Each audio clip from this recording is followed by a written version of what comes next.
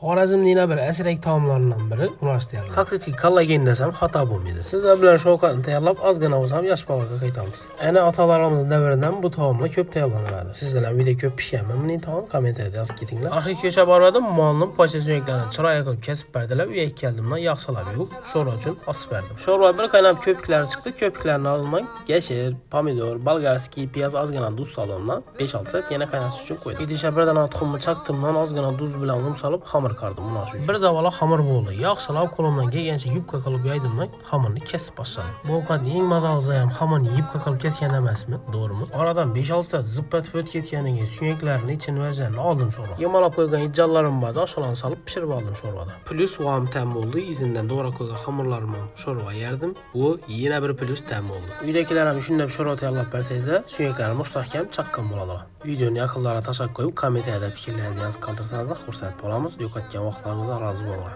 Kanalga obuna bo'lishdan chiqmasin. Sog' bo'lasiz.